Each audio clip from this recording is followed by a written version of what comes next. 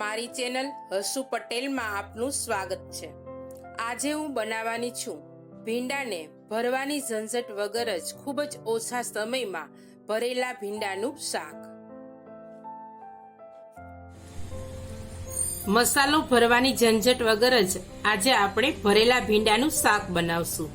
તે માટે અહીં મેં 200 ગ્રામ ભીંડો ધોઈને સારી રીતે કોરો કરી લીધો છે। ભીંડાનો આગળનો અને પાછળનો ભાગ થોડો દૂર કરી અને આપણે ભીંડાને કટ કરી લેશું। ભીંડામાં થોડી ચીકાશ રહેલી હોય છે, એટલા માટે ભીંડાને કટ કરતા પહેલા ચપ્પુમાં આપણે લીંબુ ઘસી લેશું। લીંબુમાં સાઇટ્રિક એસિડ હોવાથી એ ચપ્પુમાં ભીંડો છે એ ચીપકશે નહીં અને સરળતાથી કટ થઈ જશે। આ રીતે ભીંડાને આપણે 2 ભાગમાં કટ કરી લેશું।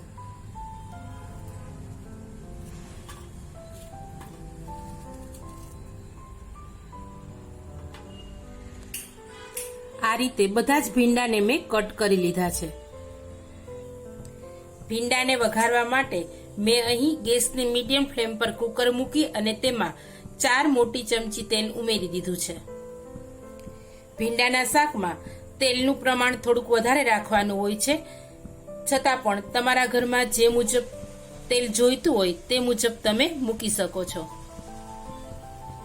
તેલ ગરમ થઈ ગયું છે, તેમાં 4-5 દાણા મેથીના ઉમેરીશું। મેથીના દાણા ઉમેરવાથી ભીંડાના શાકમાં ચીકાશ જરા પણ રહેતી નથી। થોડી રાઈ ઉમેરીશું, થોડું જીરું ઉમેરીશું, થોડી હિંગ ઉમેરીશું અને ભીંડાને વઘારી લેશું।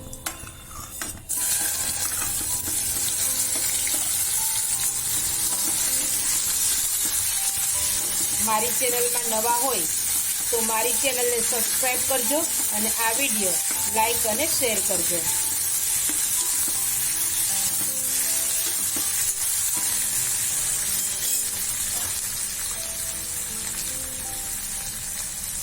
હળદર ઉમેરીશું,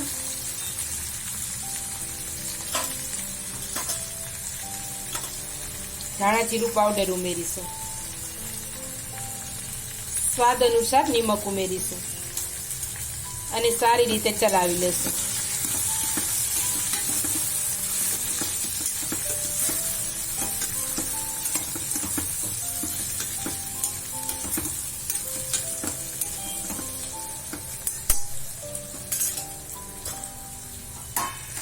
એક ડીશમાં થોડું પાણી લઈ અને ડીશને કુકર ઉપર મૂકી દેશું અને ભીંડાના શાકને કૂક થવા દેશું।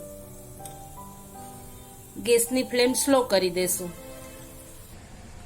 ભીંડાનું શાક કૂક થાય છે ત્યાં સુધીમાં આપણે તેમાં ઉમેરવાનો મસાલો તૈયાર કરી લઈએ। અહીં 2 ચમચી મેં શેકેલા સિંગદાણાનો ભૂકો લીધો છે, 1 ચમચી અધકચરા તલને વાટીને લીધા છે,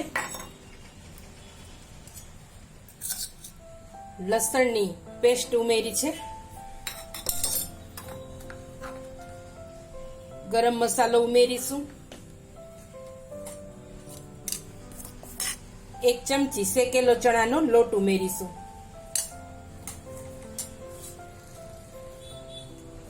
સ્વાદ અનુસાર નિમક ઉમેરીશું, હિંગ ઉમેરીશું, હળદર પાવડર ઉમેરીશું, ધાણા જીરું ઉમેરીશું, લાલ મરચું પાવડર ઉમેરીશું। તમારા ઘરમાં જે મુજબ તીખું ખાતા હોય તે મુજબ તમે લાલ મરચું પાવડર ઉમેરી શકો છો અને જો લસણ ન ખાતા હો તો તે પણ સ્કીપ કરી શકો છો। ધાણા ભાજી ઉમેરીશું, થોડી ખાંડ ઉમેરીશું અને અડધું લીંબુ ઉમેરીશું। લીંબુ અને ખાંડનો સ્વાદ મસાલામાં ખૂબ જ સરસ આવે છે અને બધો મસાલો મિક્સ કરી લેશું। ભીંડાના શાક માટેનો મસાલો તૈયાર થઈ ગયો છે।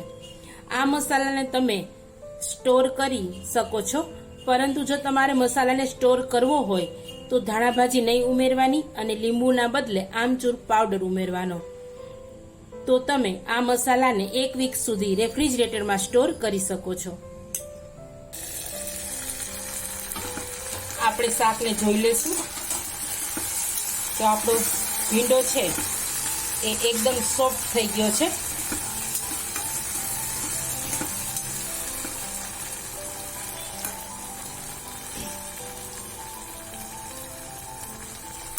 હવે તેમાં આપણે તૈયાર કરેલો મસાલો ઉમેરી દઈશું.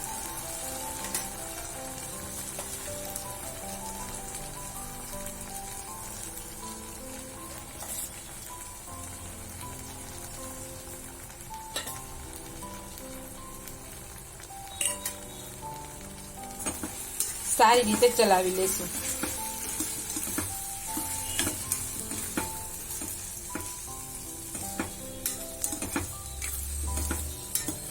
થોડી વાર માટે ચલાવી લેશું એટલે મસાલો છે એ બધો સારી રીતે ભીંડામાં મિક્સ થઈ જાય.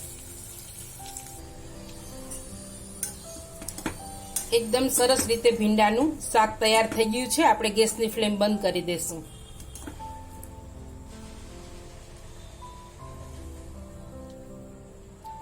તૈયાર થયેલા શાકને આપણે સર્વ કરી લેશું.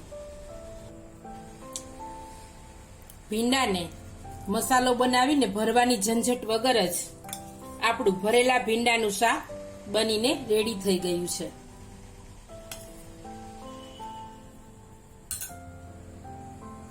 એકવાર બનાવશો તો વારંવાર બનાવશો. મેં કહેલી બધી જ ટિપ્સ સાથે તમે આ રીતે ભીંડાનું શાક બનાવશો તો ઘરના બધાને ભાવશે. ફરી મળીશું એક નવી રેસીપી સાથે. ત્યાં સુધી આવજો. Thank you for watching.